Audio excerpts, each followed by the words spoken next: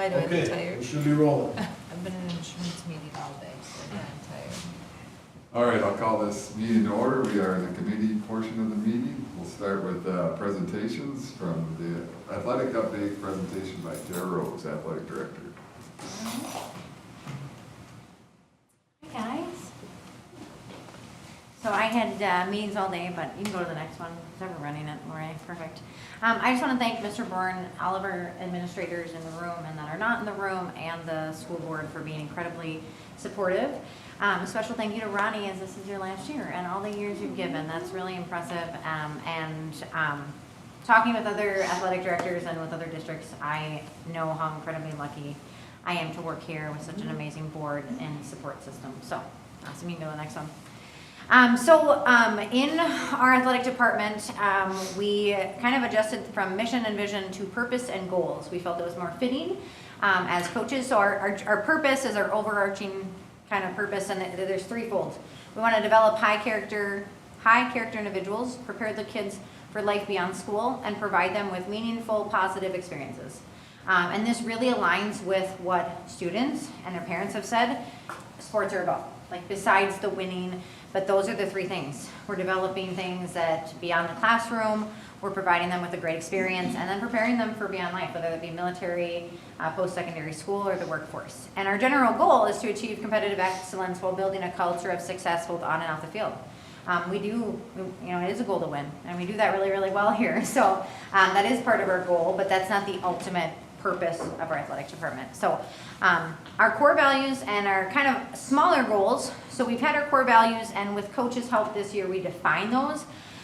So integrity is doing the right thing regardless of whether people are watching or not. The kids have really caught on to that. Leadership was our big one we defined in August. We did an activity as coaches of what do we want good leaders to look like. And we came down to three things: lead self, support others, and inspire positive change. We can ask kids to be leaders, but if they don't know what that means, there's nothing for them to work towards. I also use this in student council, and Ms. Emhoff has done it as well. So it's a pretty much 5-12. The kids are hearing this is what leadership is. You lead yourself, because no one wants to follow someone that's cheating, that's not working hard, those types of things. We're going to support others, because of a lot of kids assume being leadership is telling people what to do. It's really not. It's supporting them, it's giving them, and then we inspire that positive change. So that's one thing we've worked on in student council as well. And then sportsmanship is really respecting the game, the coaches, the opponents, officials, and fans. And kind of our minor three goals that kind of fit under there is mental health. We've worked towards promoting positive mental health that helps our students prioritize their mental health and wellness, which aligns with district goals. Student athlete safety is a top priority during practice, travel, competitions. We want to make sure that they're safe. And leadership, strong positive leadership is modeled, encouraged, and taught within the department. So if you want to go on to the next one.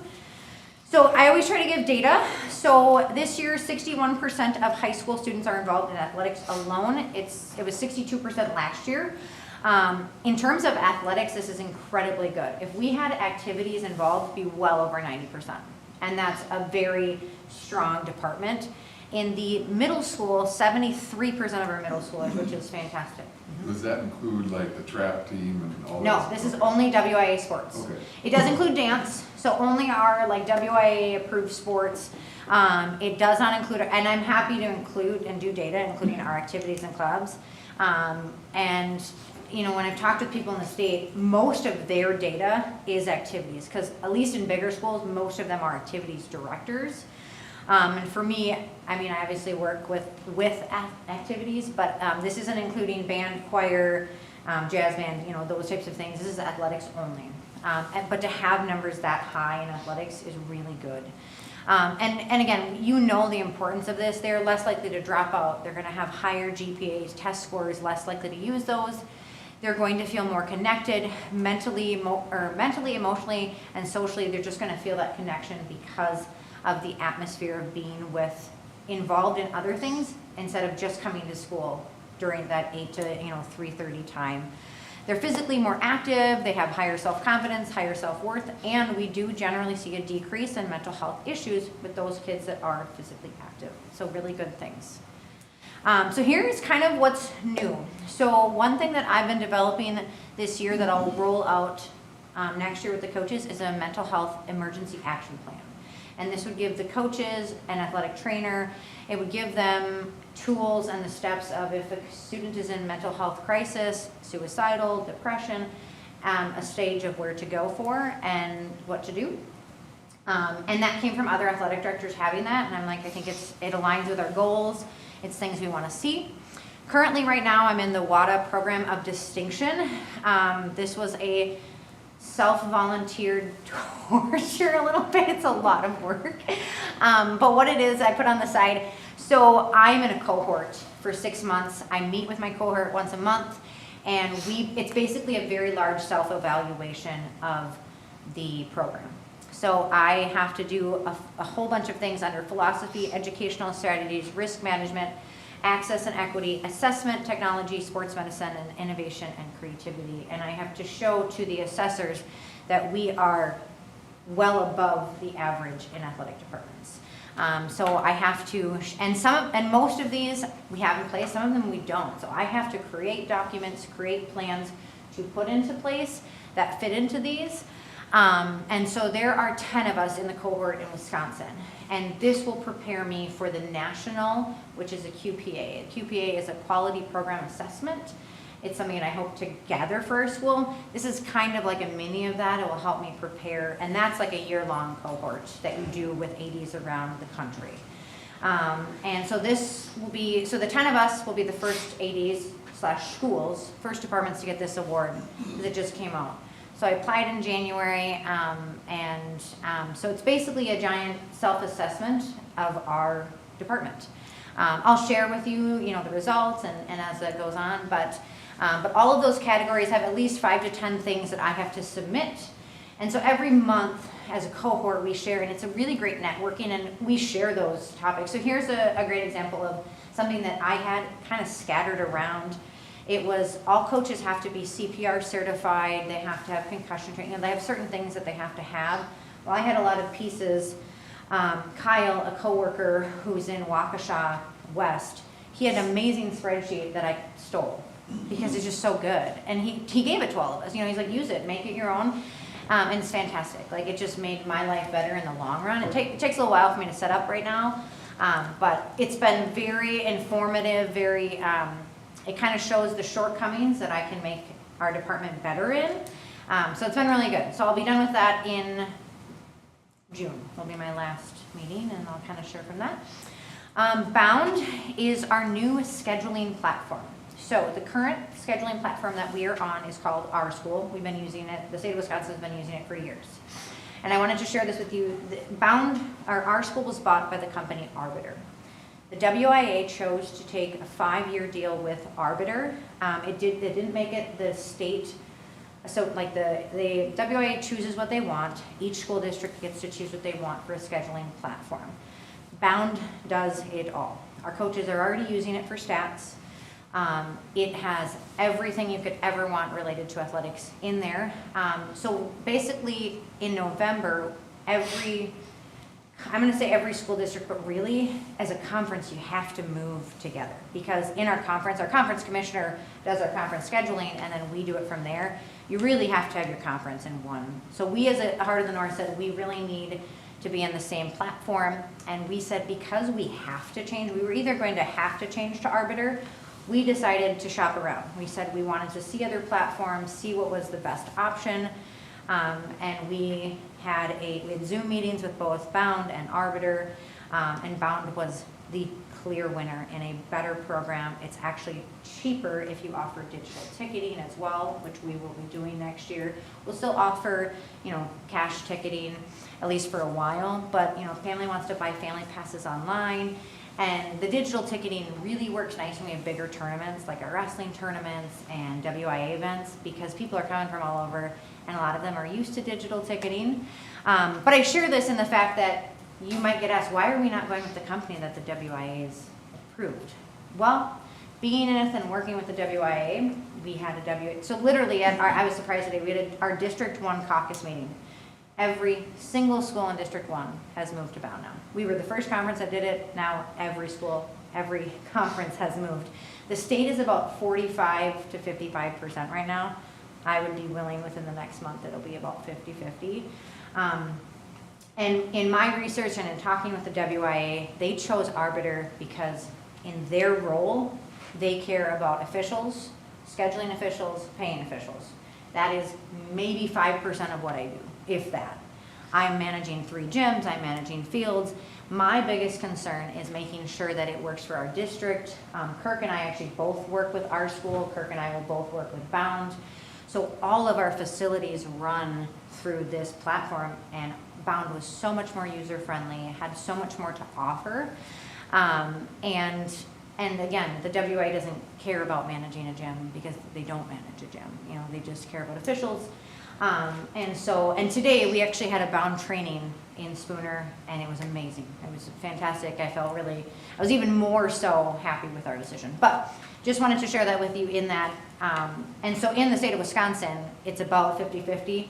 The funny thing is Minnesota just had their state AD conference, and a lot of their schools are moving to Bound because it truly, I wholeheartedly believe it's a better product. I've sat down with 3 other conferences, because our conference was the first conference to say we're moving to Bound at the Heart of the North. Then the Middle Border went, then the Clover Belt, then the Dunsink. Everyone else has kind of followed suit.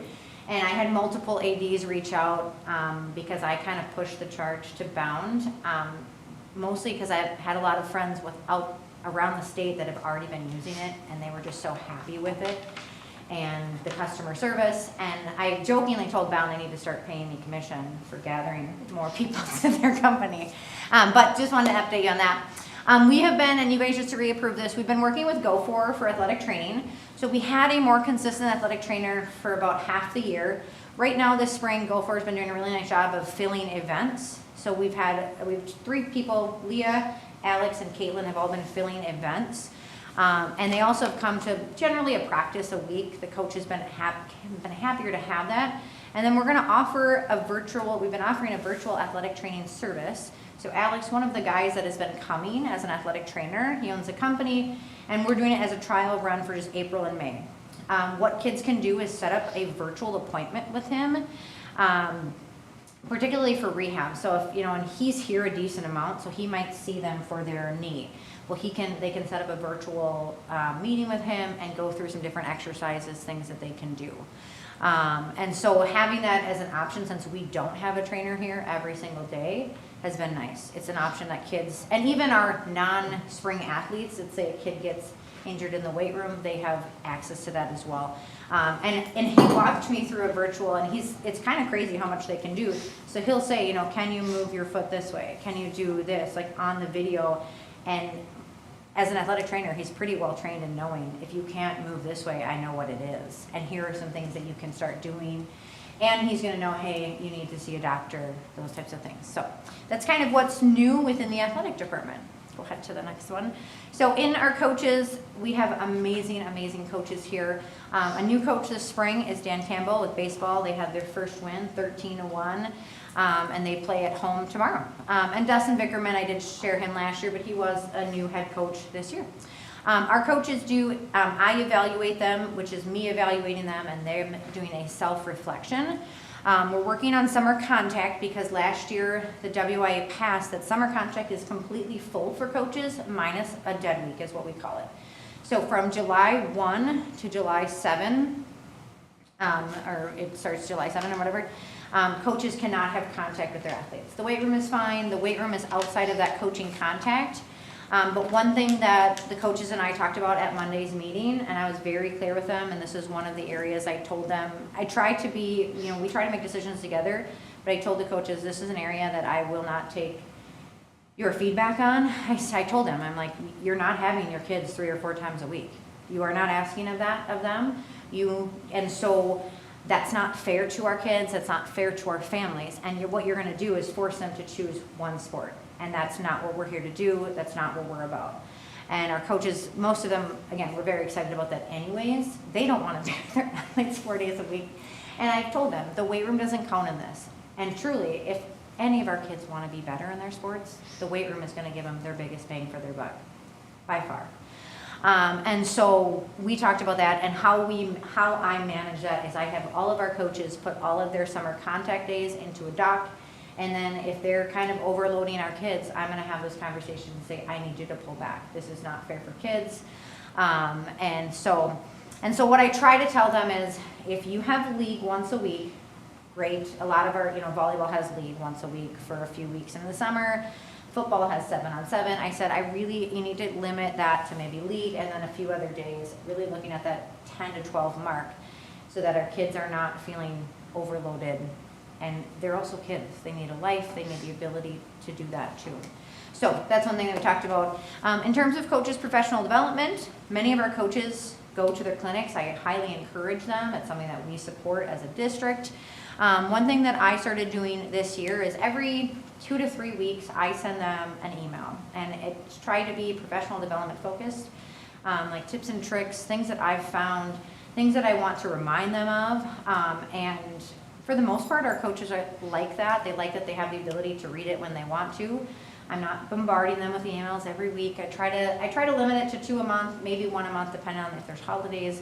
But just sharing kind of best practices and things of just reminders with our kids. We've been using SportsU, and again, we implemented this starting this year based on parent survey. We needed to do a better job in communication. I've heard only positive feedback. So what SportsU is an app, and every coach has to have a team on SportsU.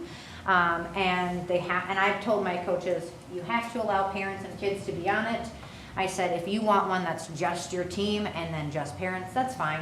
But most of them do it all together, and that's how they communicate. So if a parent has a kid in 3 sports, they can go into SportsU and see volleyball, basketball, track. They can see all 3 of those. They've said it's very nice as parents to have it in one spot.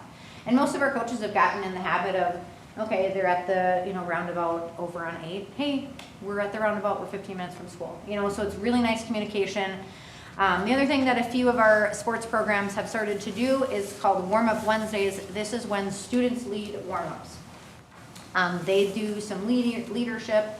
At our SALT meetings, we've tried to develop and kind of talk about some of those as well. So that's what our coach is doing. If you want to go to the next one. I do want to recognize, I'm guessing many of you saw, but our very own Joe Rager was named NFHS Section 4 Coach of the Year. There are 7 sections in the United States. This makes him one of 7. And then it also put him in the running for National Coach of the Year. So a huge honor for him and for our school district. So awesome. So with our student athletes, we have our SALT group. So SALT stands for Student Athlete Leadership Team. I meet with them generally every 2 weeks. We're meeting actually on Thursday this week, so tomorrow. So there's times when we're doing backpacks. We will be going to Ronald McDonald House to serve this spring. My kids will be helping at the Sunshine Games, which is very similar to what would be a Special Olympics track meet we're hosting here at St. Croix Falls in May. And so they're going to be doing some of that. They help with youth sports, officiating. We go to the elementary school here. We'll start doing that when the weather gets a little bit nicer for rules and sportsmanship. And I also connected with Rita and connected with Mrs. Belil. A couple of our SALT kids might be doing some lessons at Elementary Fayette with leadership type development activities and sportsmanship within there. So we'll partner with her. In the fall, we participate in the Heart of the North Sportsmanship and Leadership Summit. We recognize our Athletes of the Month for integrity, sportsmanship, and leadership. It's really fun when I get to give these, and we share them on social media, but I always make sure to tell the kids, not necessarily who nominated them, but I always talk about why they were nominated and why they were given this. And it's really fun for them to see, again, non-stat lines get recognized. So the athletes get a survey for each season, and I changed this to doing it mid-season because then I can give coaches feedback that they can use. This has always been very helpful. The kids are very intuitive. And then when I talk with kids, we still talk about NIL education, which is name, image, and likeness. We have not come by, really any violations, but we do have a couple kids that are getting free things as high school kids because they're able to do that now. So facilities and equipment. Mr. Boren has asked us for some of our bigger ticket items as we're looking at different things.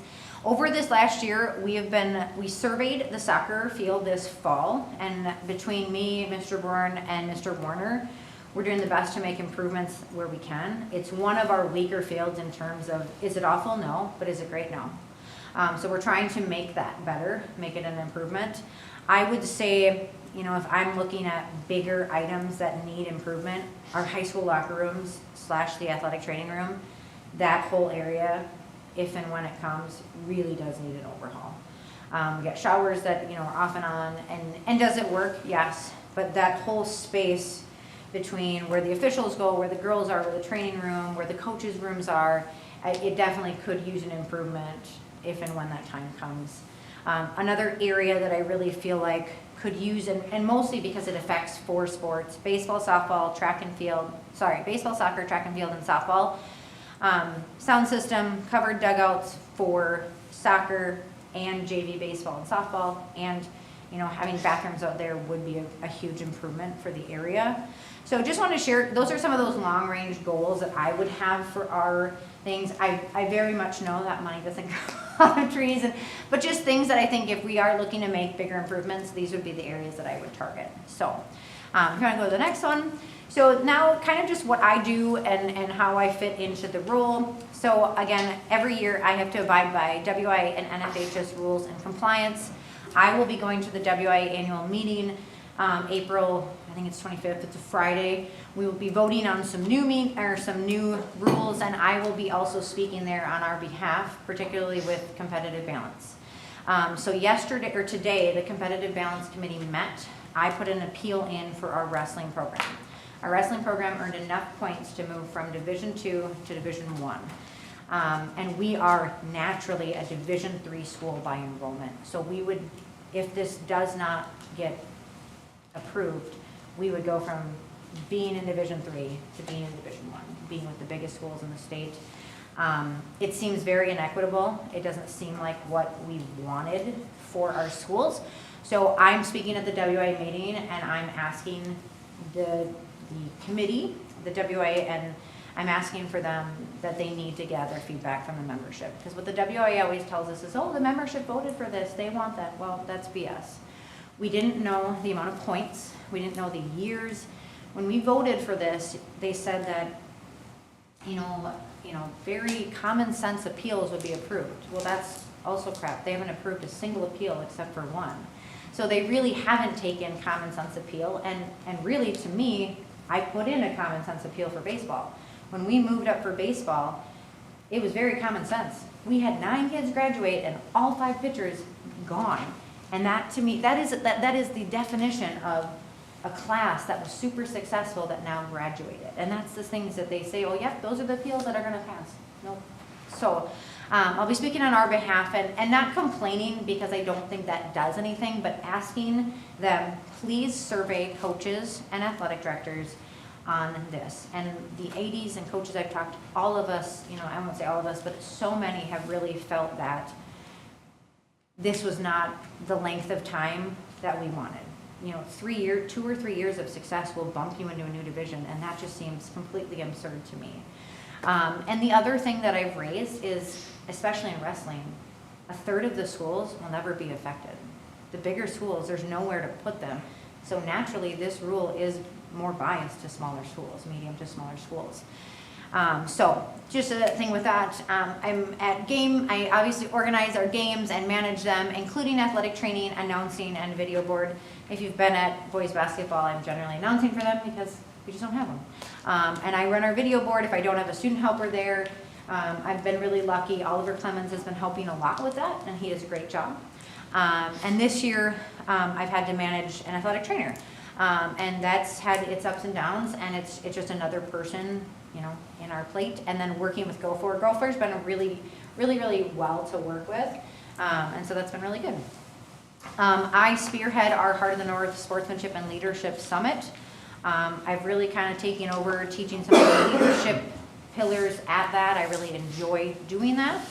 I have to do Title IX and eligibility compliance, transfer waivers, and homeschool waivers as well. That takes up a good chunk of my August, just checking through our eligibility. One thing that moving to Bound with, so currently we do registration on RevTrack. RevTrack has been less than stellar, and that's a huge understatement. And so I was talking with Mr. Cray today, and I was like, can we please do athletic registration through Bound? And he was like, I don't see why not, road track's just not hitting it. I was like, oh, thank you so much. So actually, Janita and I will do some training on that with our onboarding specialist from Bound, just seeing how well you can do eligibility and compliance through there and have everything housed in there. So that'll be a huge positive once we get that set up. It will take some work on the front end, but I think it'll be a huge time saver as we get to that. So currently I am the vice president for WADA. Next year I will become the president-elect, so I'm moving through my term. And my role as president-elect is I will do all the mini sessions at our conference. So, and how we do that is most of our ADs come and share on something they have knowledge on. So, you know, we'll do different sessions. So last year, as a mini session presenter, I presented on using AI as an athletic director. I use it a lot. I use it to make my life easier. Like, you know, one example I've used it at is this last year we had a middle school volleyball tournament and my brain could not wrap around the brackets. And I just put in the AI, I said, they have this many teams, I want to get this many games for each team. It was done in a minute, you know, just things like that that have really helped. And I'm a Wisconsin delegate now for the next, I was this year and I will be for the next 3 years at the national convention. So that's voting on national rules and NFHS type things. So there's 5 of us from the state of Wisconsin. And this year I was on the WIA officials committee as a representative. In a couple years I will be, you know, representatives on different boards, and that was very interesting to hear our officials, you know, perspective and hear what their challenges are. We also talked a large majority about their uniforms, which I give 0 craps about. They talked for like an hour. They're like, we don't really like this stripe. I'm like, oh my gosh. Okay, you can go to the next one. So my role right now, teaching, you know, I have RTI math. Right now, currently, my sports marketing and management class, in 3rd quarter, Mr. Vickerman and I kind of co-taught. In 4th quarter, he's really taking more of the reins because he will take over that class next year. I sub in the high school and for coaches as needed. I just want to say a big thank you to the board to allow me to adjust to kind of a same role but a new position next year. I can't thank you enough because teaching and being an athletic director has been incredibly hard. And you know, my 3rd quarter class, you could ask them, they'd be like, she's gone all the time.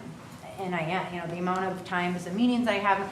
And so to be able to have the flexibility and to be able to do kind of my more focused work within the athletic director world, very thankful for. In terms of education, I think that's very important to me. I have my CAA, which is a Certified Athletic Administrator. I've taken with LTI courses, which are specific to athletic directors at both Wisconsin and the National Athletic Director Conference. I work with Kirk on public relations, on athletic promotion with social media and events. I think that's important to get our story out and get our kids in front of our public. In terms of leadership and citizenship, I'm part of the backpack program and help with that in different areas. I'm on the Dollars for Scholars committee. I volunteer for We Are SCF. I always take I'll actually probably be doing the baseball game tomorrow because Chris Folkstead can't make it. Chris always knows if he's gone, I'm happy to step in. I do enjoy actually announcing. I think it's fun. But I don't do it as much as I could. I am now have been working with the senior lock-in. I volunteer as a pitching coach. I just work with our softball pitchers throughout the year. It's very fun for me. And weight room supervision, I step in as needed as just a sub. And just working hand in hand with our admin, our district office staff, transportation, our maintenance and custodians.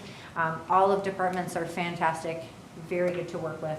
And then I'm working with our media. I regularly talk to our newspapers, the area newspapers, the Heart of the North Conference, and the WIA for awards and recognition for our coaches and student athletes. And then, of course, always working to generate revenue between tickets, passes, and just overall fundraising in the department, and our online school store. I'm kind of a point person for that as well. Awesome. So I'm just really proud of what we do here in all aspects, particularly in athletics. I think we have top-notch coaches, game workers, officials, our student athletes. I mean, I get very consistent positive feedback from other schools and other people about our kids. And so very proud of them, and whether it be academic, athletics, activity, you know, we really are a destination district. And, you know, but this type of environment doesn't maintain itself. You know, it takes time, effort, motivation, finances. And I think what I'm most proud about within our department is we always have a push for improvement.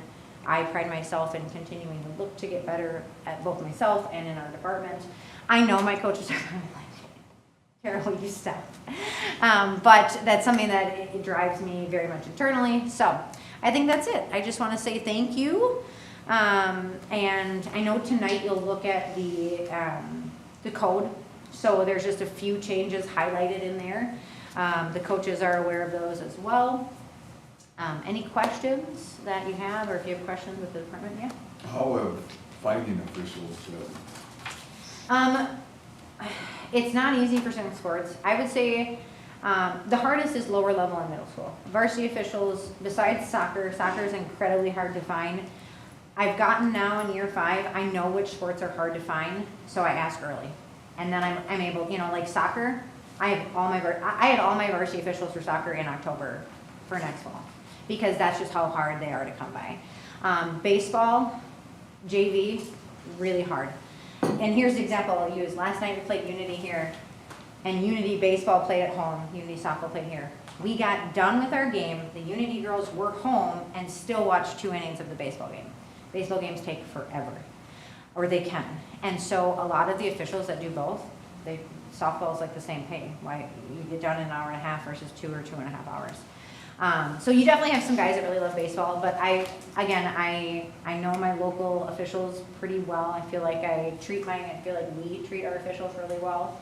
And then when you gotta do it, I pay mileage. There's a few games that I just have to.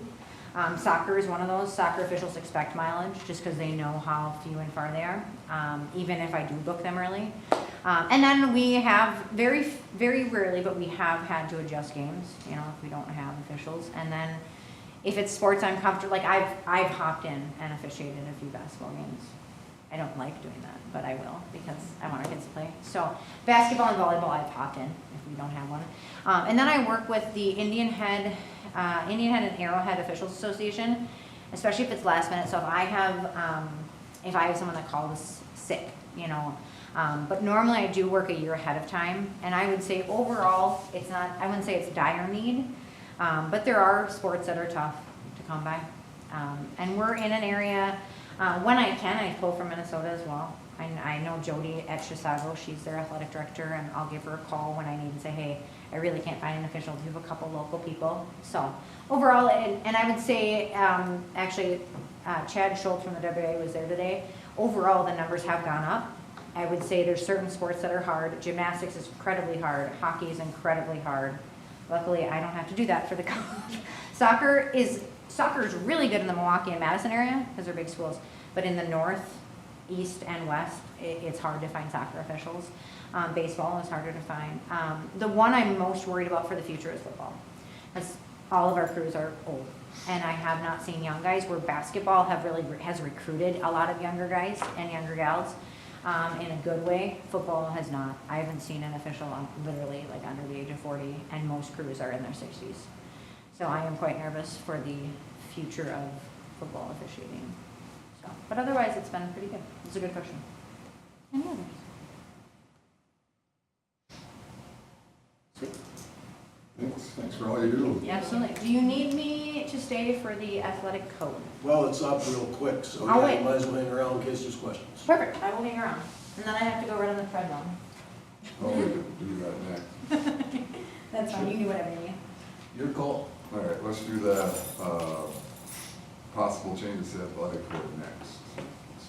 We'll skip the superintendent evaluation piece. So we have this, it was sent out to us in our packets. Yep. So a couple of things that have already been discussed, which is the athletic department philosophy statement, highlighted in yellow, core values, that was already covered by Tara, it's reflected in the code. And then you get all the way to page. There's just 2 other changes, yeah. Yep, we're on page 12. Under quitting and changing sports, there's a phrase that's added, but must get approval from both the coach and athletic director. And under concurrent sports, there's item B added, which is to get approval for participation in 2 sports in the same season. A plan must be in place using the concurrent athlete form with the athletic director, and so that form is linked there as well as that language. So that really speaks to simply communication between, in a lot of cases, the athlete, the coach, and the AD, just to ensure that there's continuity and understanding of what's happening. We can get into trouble with respect to eligibility, minimum number of practices, and those sorts of things. So ensuring that folks are looped in and having that part or codified in the code would allow that to be something that we can point to as the need, right? As the backdrop, rather than just Tara Rose says or Mike Wilson says, that it's based in reality. So did I do that justice? And the concurrent athlete came into play this fall, and he's fine. Eli mom did soccer and football, and we used that concurrent form so that me and both coaches and him and his parents were just on the same page. So what his schedule looked like was he was a primary soccer player, and then he would come with football.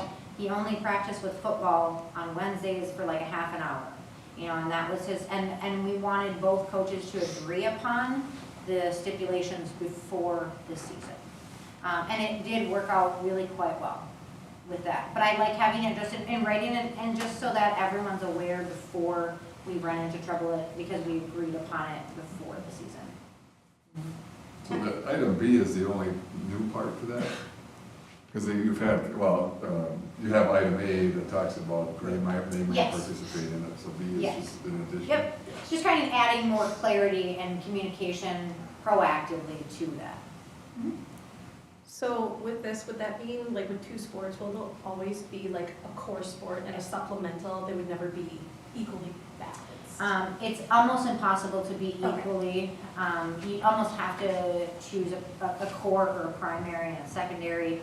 The only other sport that you could almost have a dualness would be golf with something, because golf does their events during the day so often.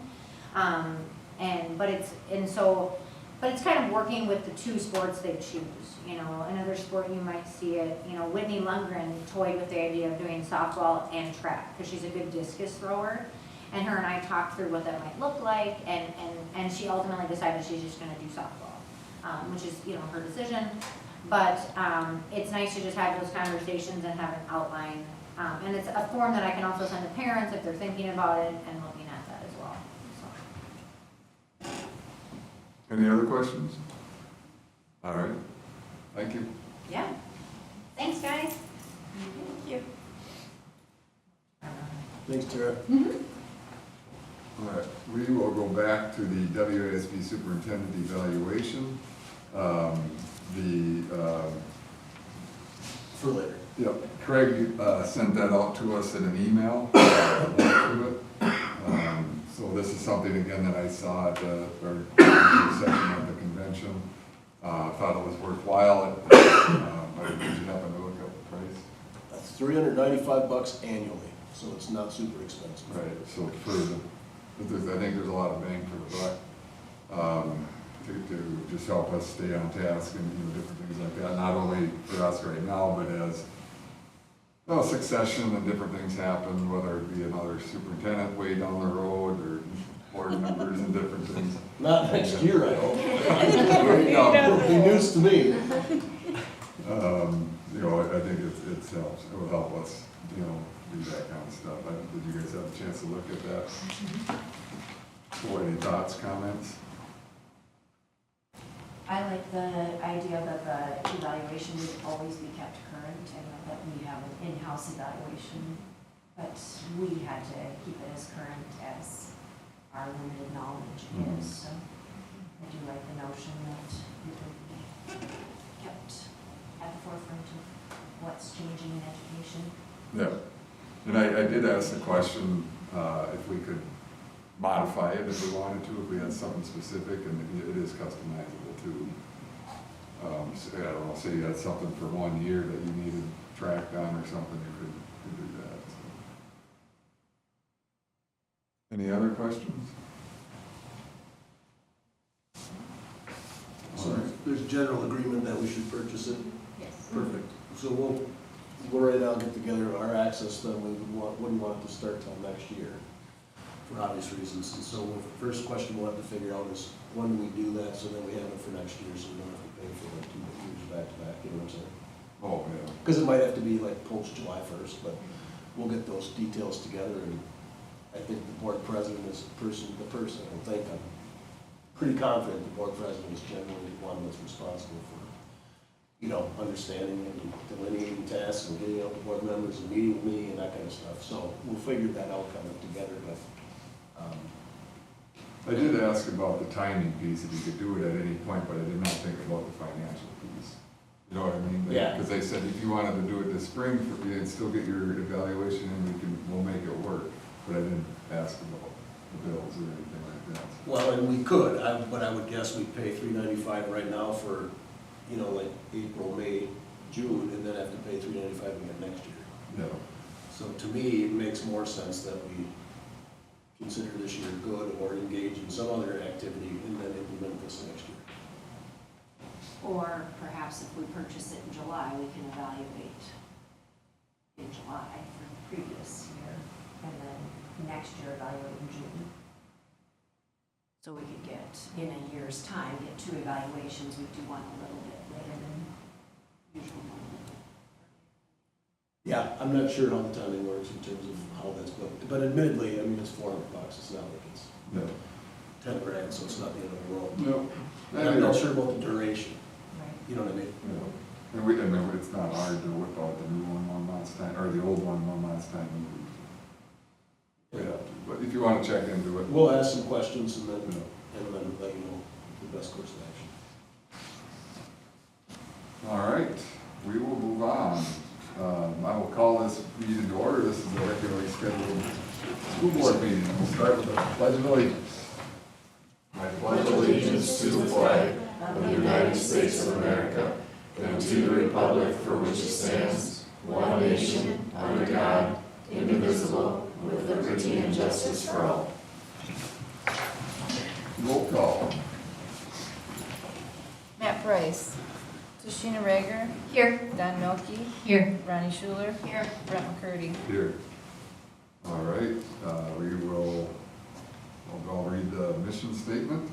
The mission of the school district of St. Croix Falls is to provide a supportive, student-centered learning environment that cultivates character, fosters academic excellence, and embraces diversity. The board meeting rules focus on the mission and vision statements of the district. Come prepared, be respectful of others and open and accepting of ideas, actively participate, avoid side conversations, and remember that board meetings are an open forum. We don't have any public comments, so we will move on to the personnel. I'll look for a motion to approve the resignation of Garrett Kirkhow, middle school special education teacher. I'll make that motion to approve the resignation of Garrett Kirkhow, middle school special education teacher. A motion by Tashina, I'll second. second by Don. Any further discussion? All those in favor say aye. Aye. Opposed? Motion carries. Next, we'll move on to vote on the resignation of Rachel Nelson, 5th grade math teacher, grade 6 math teacher. I can make the motion to accept the resignation of Rachel Nelson for the 6th grade math teacher. We have a motion by Don, I'll second. this is second by Tashina. Any further discussion?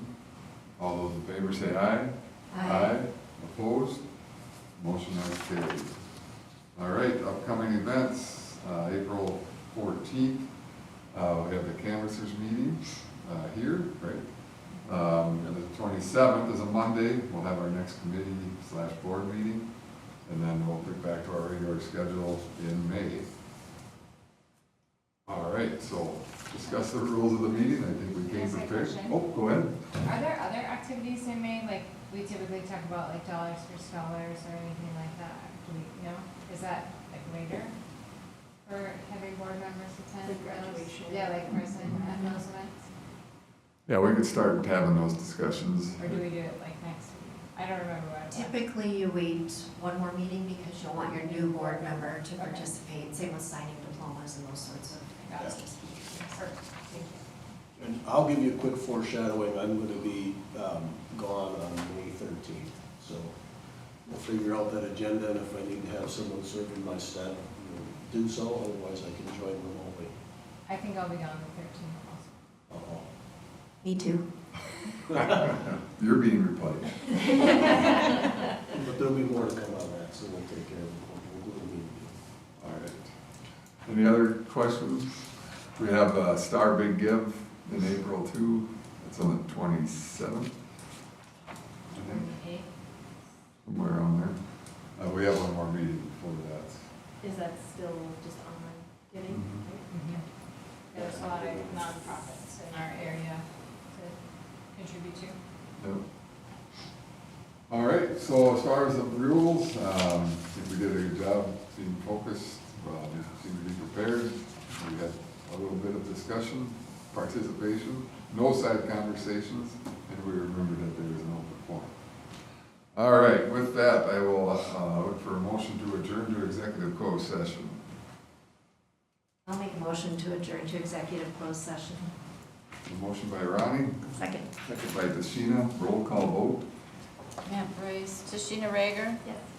Don Milky, Yes. Ronnie Schuler, Yes. Brent McCurdy. Yes. All right, thank you for coming. We are in closed session.